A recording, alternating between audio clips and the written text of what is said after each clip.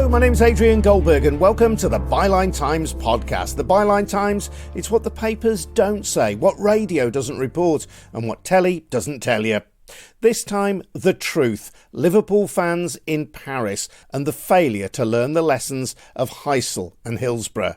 This after the European Cup final between Liverpool and Real Madrid, a match where, according to the French authorities, thousands of supporters from Merseyside turned up without tickets while others used forgeries to attempt entry to the stadium. Supporters who were there say this just isn't true and that the cops are covering up for their own incompetence after using pepper spray and tear gas indiscriminately against fans who just wanted to have a great night out. When we eventually got to the metro, Samuel, the 10-year-old, turned to his mum, Kayla, and said, "Mum, I never want to go to this football match again. I don't want to get to another final. If we get to another final, I don't want to go." That's a 10-year-old.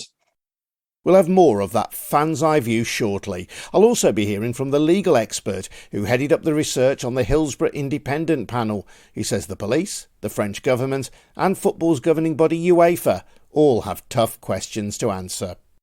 This is the biggest football match that is played between clubs on the European continent annually. How on earth, in a city so beautiful and so well organised in many other respects as Paris, could this actually happen? How could we get to a situation where people who had paid considerable amounts of money, not only for their tickets, but to get there from all over the world, are now outside the stadium, unable to get in for kickoff, and they're being tear gassed? All that to come. First, just a reminder that the Byline Times podcast is funded by subscriptions to the Byline Times, a monthly newspaper unafraid to tell truth to power. That's because we don't have a wealthy backer behind us telling us what to say. There are no corporate interests pulling our strings, no hedge fund billionaires in the background. We're supported by thousands of ordinary people like you. You can find out more at our website, bylinetimes.com. That's at bylinetimes.com. And if you have already taken out a subscription, thank you. First reports from the European Cup final between Liverpool and Real Madrid last month sounded just like the bad old days of football, with kick-off delayed for 36 minutes because of disorder outside the stadium. The French Interior Minister Gérald Darmanin and Sports Minister Amélie Oudéa-Castéra laid the blame squarely on Liverpool fans, amid claims that 40,000 Red supporters tried to enter the stadium either with forged tickets or no tickets at all.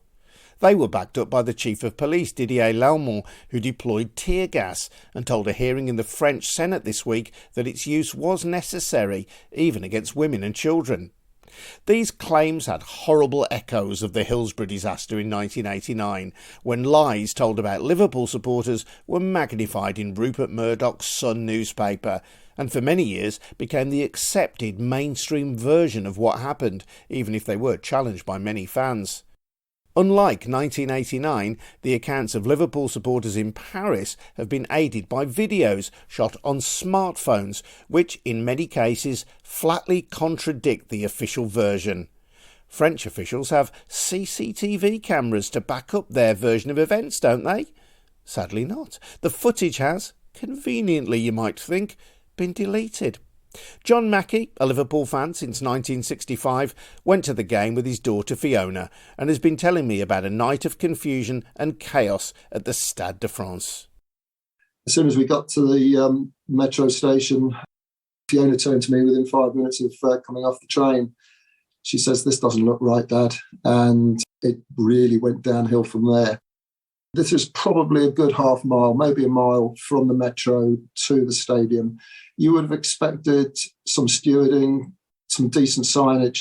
And all the time, the only signs I saw was down one boulevard. And it was almost as if somebody from a primary school had made a sign that just said Stad with an arrow. And we saw 3 of those on 3 trees. Within 10 minutes of walking around a couple of boulevards, which we believe to be on the way to the stadium, we came across our first kettling. Again, no reason, no signs or no information as to why we were being kettled. We were kettled for a good 10, 15 minutes. Fortunately, the Liverpool fans were in high spirits, an opportunity to have a chat and sing a few of our songs, a few of our anthems. So this must have been around about 6:45 French time. So still a good 2.25 hours before the scheduled kickoff. We then approached our first visible police roadblock, for want of a better words. You had two police vans parked back to back. But interestingly, there were two police officers stationed next to each one. The one on the right was signalling to go right. The one on the left was signalling to go left. So again, mixed signalling, but with no information. There was no communication at all. And I suppose it's a horrible phrase to use it, and it's a very much a 1980s football term for fans. We followed the masses and we were basically herded down this subway. I felt that the sense of direction was the right one. If we'd chosen the right-hand option, we would have been in the stadium concourse within 10, 15 minutes. But we followed the masses, and we went onto an underpass, and when we emerged, we were faced with a bottleneck, again created by badly parked or ill-thought parking of police vans. So roughly at this point, John, how close were you to the stadium? We couldn't actually see it, but I would estimate it was probably maybe 500 yards, no more than that. It was maybe half a mile, and the crowd was slowly moving, and there was no pushing, there was no shoving. We just basically waited patiently, shuffling forward every few seconds, maybe stopping when we got to a pinch point for a few minutes. The police were to our left. They were all in riot gear. In fact, sometimes you travel away, and some of the police forces have chosen that this was a low-risk event, and they have their baseball caps on. It's far more welcoming. Already, if you're geared up and they're like the Darth Vaders, if you like, you suspect that they are either expecting trouble or they are looking for trouble. Crazily, we had some guys and girls in wheelchairs. That must have been horrific for them. Again, we tried to make space for them. Then a group of visually disabled fans tried to pass with their guide. We literally parting of the waves, for want of a word, sort of a parting of the Red Sea, so they could get through as quickly as possible. But again, I have to emphasise the fact that there was no communication. It was just a case of being patient and being careful with each other and looking out for each other. It was about 7:10 UK time, 8:10 French time, when we actually emerged on the concourse. I took a video of where we'd come through and how crammed and horrific it was. And a lot of people have said there was that potential death trap. You were eventually able to get to the turnstile where you were due to enter the ground, or close to it. We went immediately to start queuing. Fiona was in one block and I was in another block. I ensured that she was safely there. By sheer coincidence, a friend of ours from the game turned up with her 10-year-old son, and I made sure they were together. And again, a great thing about football fans, and maybe I'm biased, but particularly the Liverpool fans, is that they will look after their own. 3 Scouse lads said to me and to the girls that, don't worry, mate, so we'll look after the girls. And the lad, they stepped back a little bit to create a little bit of breathing space. And sure enough, throughout the queuing and the game and afterwards, they were there as protectors, as it were. And the good news for Fiona is that she got in, but you never did. Why not? No. I was trying to get into one where I guess there was more issues.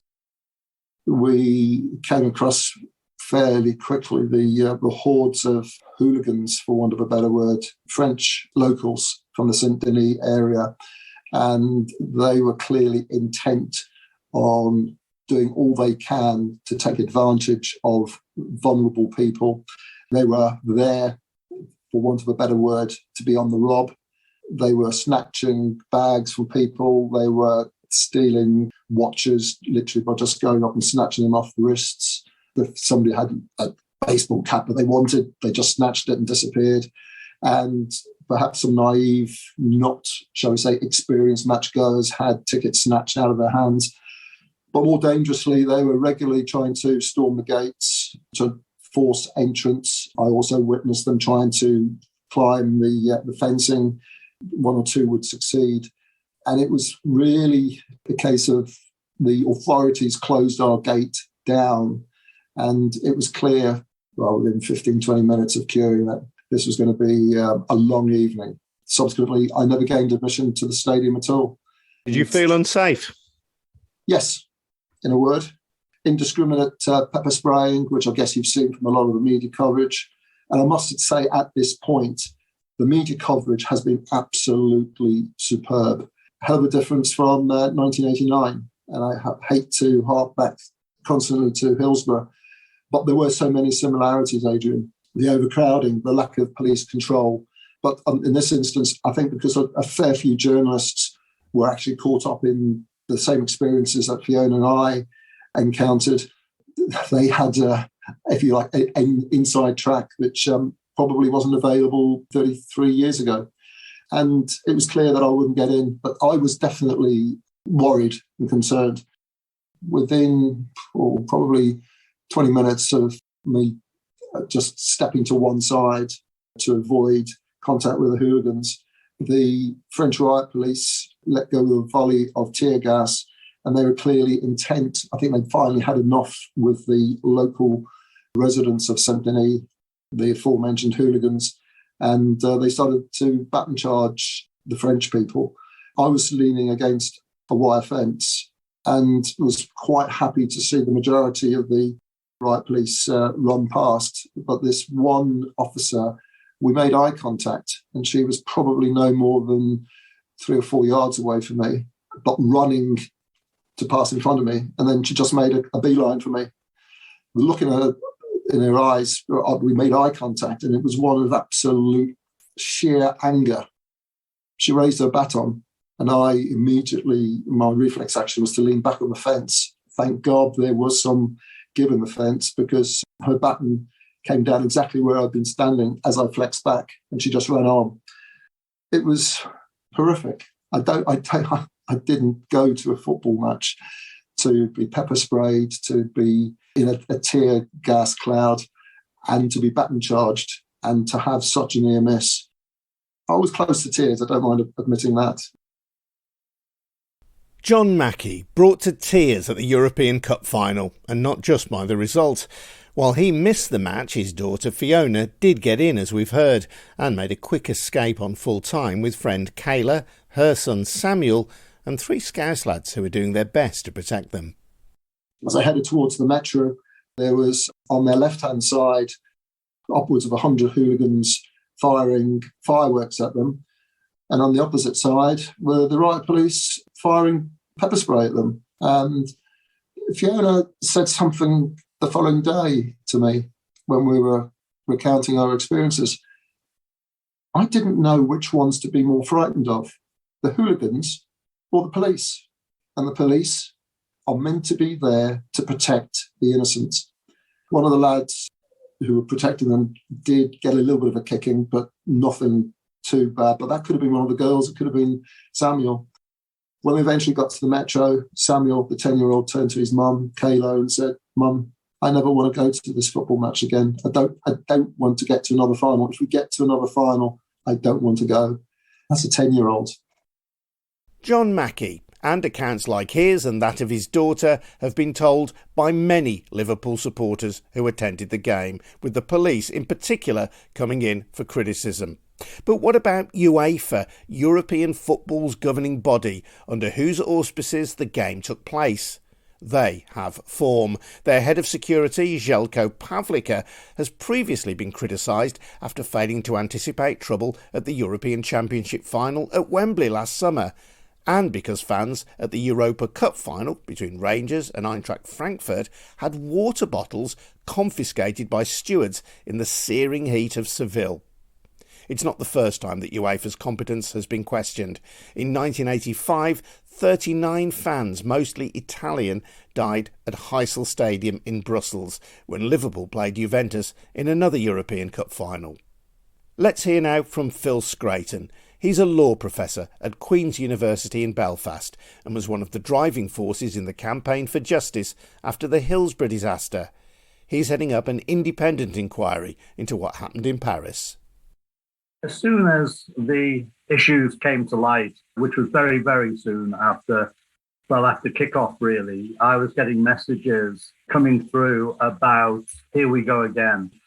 We're stuck outside the stadium, we can't get in. And now we're being, which I couldn't believe at first, we're being tear gassed. Men, women and children in our usual gear, football shirts, shorts, beautiful day. We've been celebrating. The crowd is really well behaved. Everything is going according to plan. But we got here and we've been outside here for 2-3 hours. We can't get in. We're penned. There's absolute chaos. And what's more, some of us are being assaulted by some of the local people and robbed as well. We had no idea that this was going to happen. And all we can think of is takes us back to our experiences or the experiences we heard of from our parents of what Hillsborough was like. And I think the immediate response, I guess, was how could this possibly happen? This is the biggest football match that is played between clubs on the European continent annually. How on earth, in a city so beautiful and so well organized in many other respects as Paris, could this actually happen? How could we get to a situation where people who had paid considerable amounts of money, not only for their tickets, but to get there from all over the world, are now outside the stadium, unable to get in for kickoff, and they're being tear gassed? It was incredulity. That was my first response. And of course, these days, because people have got instant access to media through their mobile phones, because they have instant access to what is happening around them because of their mobile phones, it became very quickly clear to anybody that there was a major breakdown in safety, in access to the stadium, and a major breakdown in communication between those organizing this event, those responsible for safe conduct at the event, and the fans themselves. And how many fans have contacted you with their accounts, and what similarities do those accounts have? Almost as soon as the event was over, a number of people put my name out, either tweeted it or sent it out through one of the other platforms, saying that, you should get in touch with Phil Scraton because of his work on Hillsborough, etc. And very soon I realized that I needed to put in place a way of receiving statements, because they would come in all shapes and sizes. They would come in all formats. So right away at the outset, I decided I would be a conduit for statements and perhaps pass those on to whoever needed to receive them. But as I received them, and as I realized that there was a problem about UEFA receiving those statements, because obviously we'll talk about this, an issue would be if UEFA is examining itself, I felt, having worked on the Hillsborough Independent Panel and being the prime author of its report, I felt I know the importance and significance of that word, independent. You have to be able to stand back and say, what we're evaluating here is completely independent of any interest, whether it's an interest in that would be identified as being by the club or by any party to this, or any government agency. So that was the first issue. But within days, I had received hundreds of statements. And now I've received over 600 detailed statements, plus many photographs. Because obviously these days, people are recording what's happening in real time.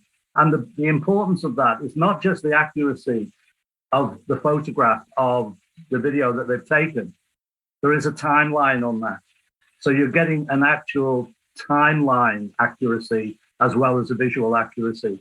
So they came flooding in, and it was then that I realized that there were going to be a series of elements here that needed to be covered to make sense of the evidential base that we were receiving. So I decided to contact a whole set of people who I've worked with over the years, who have expertise in the law, in media.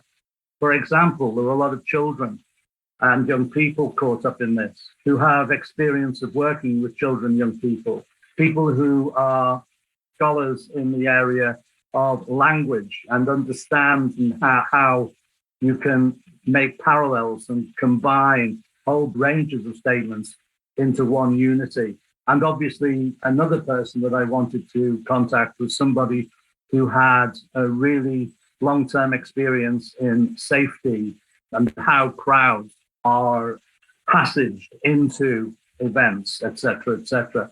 So I now have a group of 7 people working with me, but I'm the conduit for it, and also have decided that in order to retain our independence, we will write a full report based on the statements from Liverpool fans and broken into 11 different sections, that are each of which are substantive. Yeah. I suppose the key question arising from this, Phil, is how complicit in the problems that occurred are UEFA, European football's governing body? Well, let's put it this way. If we just for a second put to one side this event, if a major event of international significance is being held anywhere, there are a range of authorities that have to be clearly defined in terms of their responsibility. So the first issue is it's an international event. It's being held in the capital city. Both the national government and the local government have responsibilities for that event being held in that stadium. The second issue, people who are involved in transportation have a really significant role to play, getting people to the ground safely, whether that's across the channel by coaches, train, whatever, accommodation in the city. In other words, all of these surrounding issues have to be in place in order to safeguard the fans and their best interests. They're paying a phenomenal amount of money to come to this event, both in terms of access to the stadium, their tickets, but also in terms of their transport, people coming from actually all over the world. I have statements from Australia, Canada, USA, people coming from all over the world, investing a lot of money and time for this celebratory event. So they have to be looked after. They have to be cared for. There is a duty of care of all those authorities. That's even before we get to understanding the duty of care that should be afforded to them in terms of them at the stadium. So safe passage to the stadium, arrival at the stadium, that then becomes the responsibility of those who own and control the stadium, and the licensing, and we learned this from Hillsborough, the licensing of that stadium for events of this size. So I would assume that the licensing would extend to local government as it would in most other states. It also is about what is put in place in that stadium to ensure that fans' best interests are taken care of. And by that, I mean stewarding, so effective stewarding. Now, obviously, a movement of a crowd of this size is going to take place only because there are appropriate transportation facilities, parking cars if they come in their own cars, but more significantly, the rail and bus transport to the stadium. So that is absolutely crucially significant issue. So those responsibilities all have to be in place. And UEFA has a responsibility not only for putting the match on, but it also has a responsibility to ensure that all of those safety facilities with all of those authorities involved are in place. They can't just assume that everything's going to be okay. UEFA has a responsibility in terms of overviewing policing, local authority provision, transportation, all of those issues. So it's not just necessarily a failure in what happens directly outside the event. It's actually about UEFA being sure, when this game was decided upon in February, that between February and last week, that period of time is used to ensure that everything is in place for the safe conduct of the game before and during, but also after the game. How do you think they discharged that responsibility in this case? I don't want to preempt our findings, but to all intents and purposes, it appears that it was minimal. I have no idea at this stage quite what UEFA was doing during that period. It's not evident whether any of those preparatory conditions were put in place, and that is of real concern. I mean, what was their due diligence? The word we use in the law is due diligence. What that actually means is that it is incumbent on authorities to ensure diligently that appropriate provision is made in any given circumstance. I can see no evidence at this stage of due diligence. Otherwise, how could it have happened that, for example, so many fans came in on one access in terms of the RER, the train? How is it that in this one game, this one event, over 5 times more people came in on one line than would be normal? Now, partly that's explained by strike action, but it appears that that wasn't even taken into account. That means that the station where those fans were deposited was a place where they had to follow road signs to the stadium. And it appears now that 37,000 were brought in on that one line, and they followed signage, which took them to a really dangerous place. There was no stewarding, although the police were around and observing their walk to the stadium.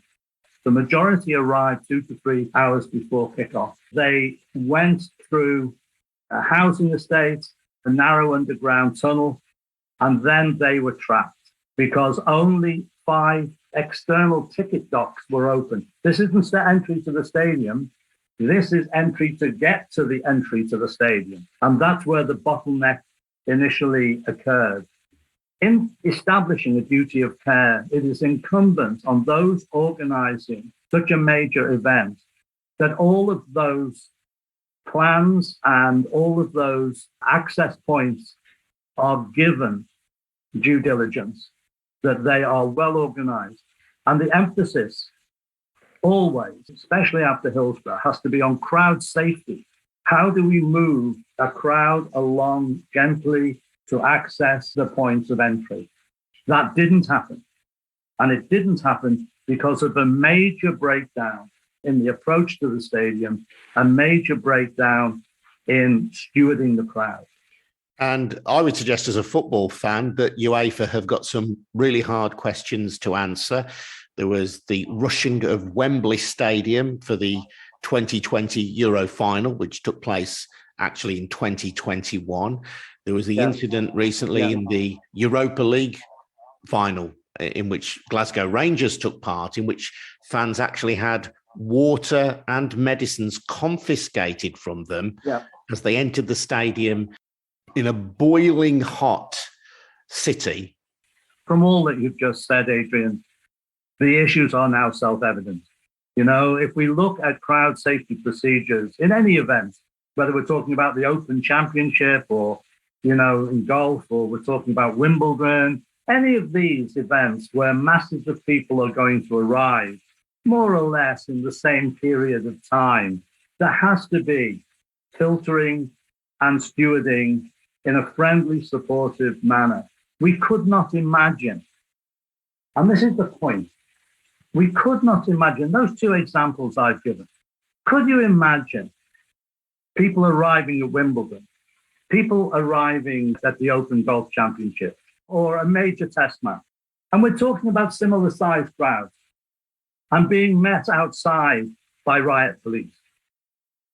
We can't even comprehend that. And people say, well, that's because of what football supporters, what football fans do. The answer is no, it isn't. It's not what it's about.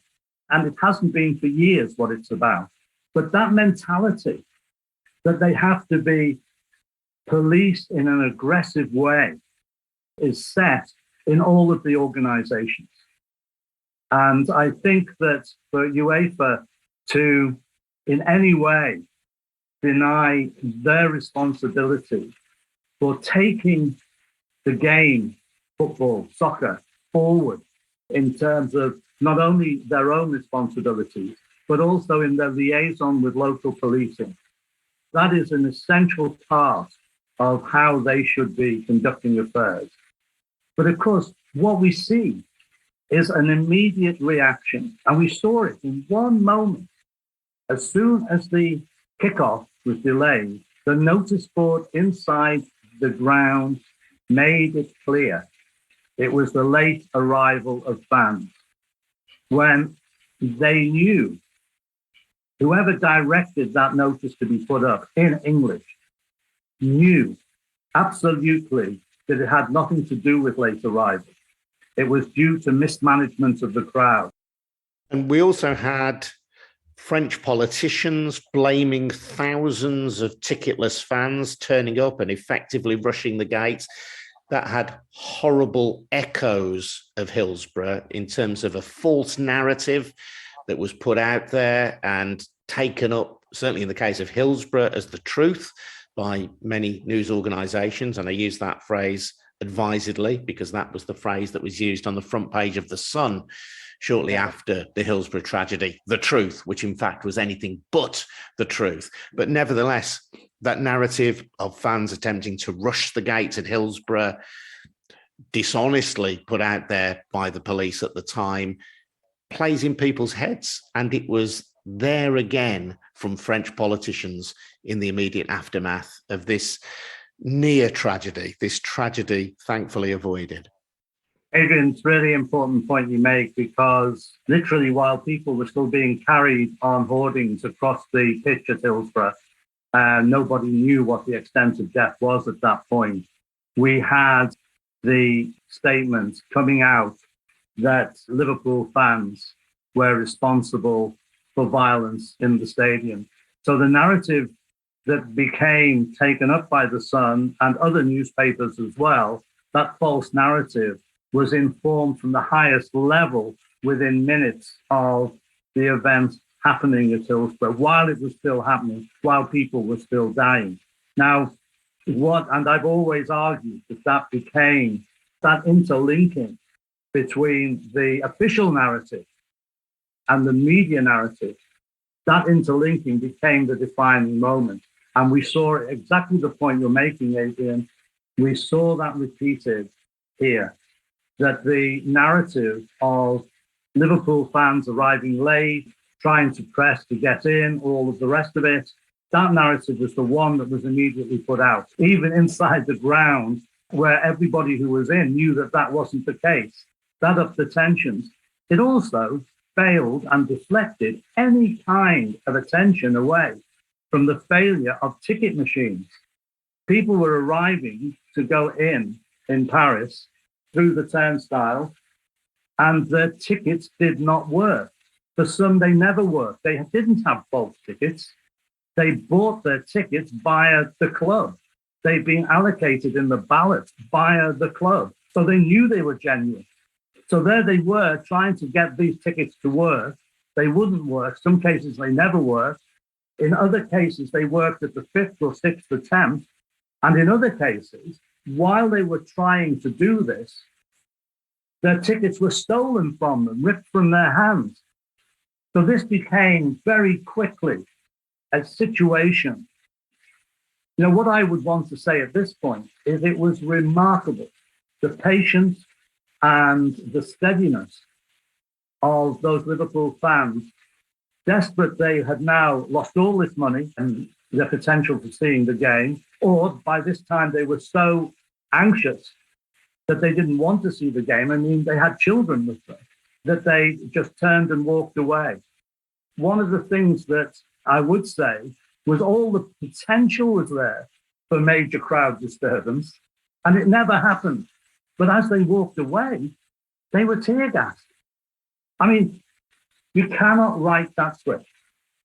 This is a major European capital. This is 2022. You cannot even begin to assess realistically how serious was the failure of UEFA, the local authorities, of policing. And I think that that's beginning to be recognized quite quickly in France.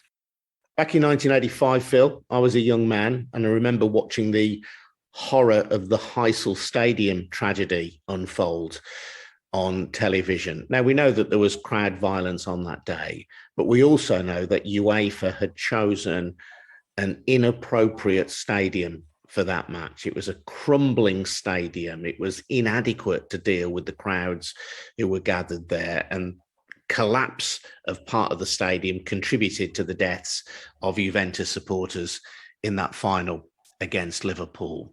And here we are talking about a potential for similar tragedy 37 years later. Why is it so difficult for the authorities, both in terms of governments, but particularly in terms of UEFA, to organise matches, attracting many thousands of people, but safely and peacefully? I want to say something about Heysel, and it's this. What people have been, I suppose, careless about is only understanding Heysel as an issue of crowd-related violence. There's no question that a small number of Liverpool fans on a terrace tried to get down the terrace to a group of Juventus fans that were in the bottom corner of that terrace. In doing so, the people panicked, the wall collapsed, and people died. A dreadful tragedy. All of the focus then became that small group, 20-odd Liverpool fans, who tried to get down the terrace. Not all the focus, however, should have been there. And in fact, the Belgian authorities, their report, actually certainly doesn't exonerate them. But what it does is it demonstrates absolutely clearly, first of all, the regulation and the separation of fans outside the stadium, where many Liverpool fans had been attacked by Juve fans. Secondly, the distribution of fans on that terrace. How on earth did Juve fans get access to tickets in a Liverpool part of the stadium? In other words, this was a question of ticketing and black marketeering. Thirdly, the state of that terrace itself. Heysel was condemned. It is a condemned stadium. This was its last ever match. The idea that you decide to play a football game of such significance with so many supporters in a condemned stadium is almost beyond belief, but they did. And the reason it was condemned was because the terracing itself was crumbling, the crowd barriers were crumbling, and as we saw, tragically, the perimeter wall collapsed. That's where most of the people died. The next element was the policing of the crowd, the failure to actually keep the crowd separate initially, but also the policing was inadequate. The stewarding was inadequate. Now, somebody hearing me say this will say, oh, here is somebody from Liverpool who is now placing all the blame everywhere else but on the Liverpool fans. No, that's not what I do for my living. What I do for my living is that I spend my time attempting to identify the crucial elements of any given situation and how they will stand up legally. All that I've just said has not come out of Phil Scraton's brain. It's come out of the internal Belgian report itself.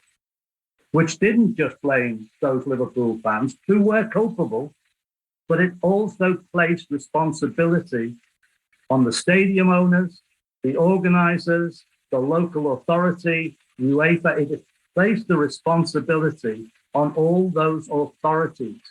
And that's what has not been listened to. So everything is still concerned with the policing of supporters, the regulation of supporters. But all of those other issues that were so clear at times have not been picked up. They have not been in any way learned from.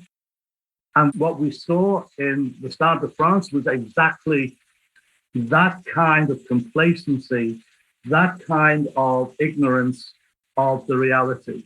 And let me just add this.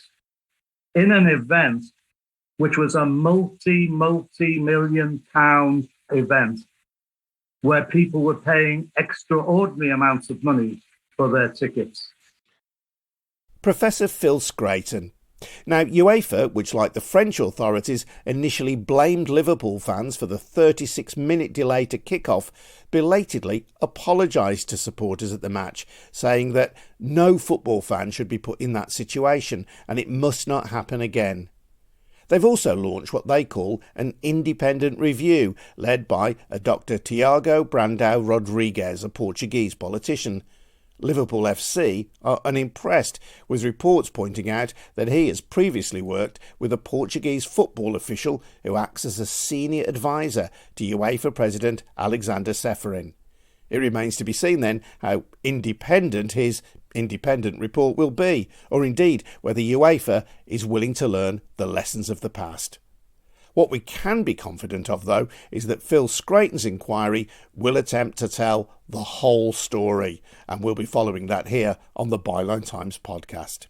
I'm Adrian Goldberg, and this podcast is funded by subscriptions to the Byline Times. Get more details at bylinetimes.com. Thanks for listening. See you next time.